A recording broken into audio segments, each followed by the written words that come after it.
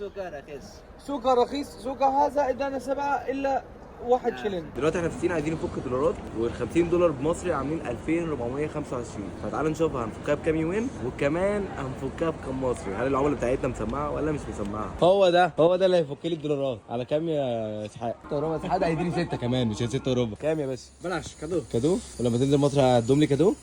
طلعنا كالكوليتر، كذاك ان هو بينزل فيديو. ايه ده؟ طب ايه؟ لا يا راجل، ادانا ريت 6.5 اللي هو بما ان مصري ب 2310. تعال نشوف الباقي. يا مساء الفل، معايا 50 دولار. 50 دولار بكام؟ هذا بكام؟ هذا 600. 600؟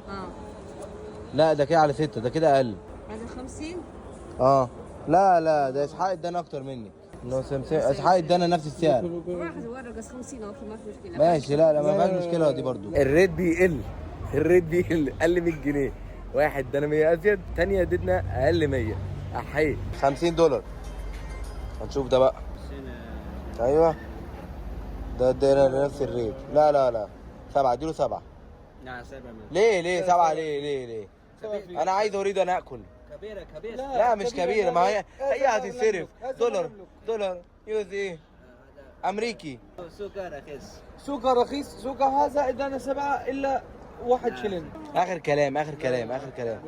اوكي لا خلاص. نفس الريت بتاع اول ريت. احنا عايزين نفك بقى طريقه بقى، لو جبنا اعلى ريت وخلاص نفك على طول. والله يا اسحاق انا دورت كتير، بس قلت هتعمل لك انت، قلت ابيع لك انت الدولارات. ما تخلص بقى الرخامه بقى. هذا كم هذا؟ يا ابني بيقول لي لا يريدون. يلا يا اسحاق. لا اريد هذا. يا لهوي عليك. يلا يا عم يا عمي خلص بقى.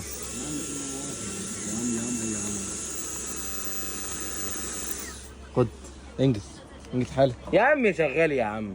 هذا ما هذا قديم. هو مش هو امريكاني؟ مات. مش امريكاني، ما مات يا عم وشبع موت. شبع موت ايش كمان. السبب ان انا نقصت لك في السعر؟ ما عشان هو 50، عشان هو 10 و20 تاني، لكن لو 100 بتبقى حسبه ثانيه. بيستغل الموقف، بيستغل البيت. ماشي. طلع اسحاق. انت غريب. لما تنزل اللي مثله والله اللي باعه لك ب 100 جنيه. الدولار عندنا يسمى. قول له الراجل ده، مش نزلت مصر قبل كده؟ ايوه. ايه رايك في الشعب المصري؟ كريم.